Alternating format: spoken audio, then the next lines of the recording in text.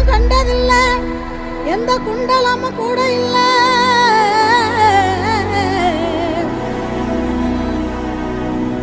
வாள் தூக்கி நின்னா பாரு, வந்து சண்டை போட்ட எவனும் இல்ல.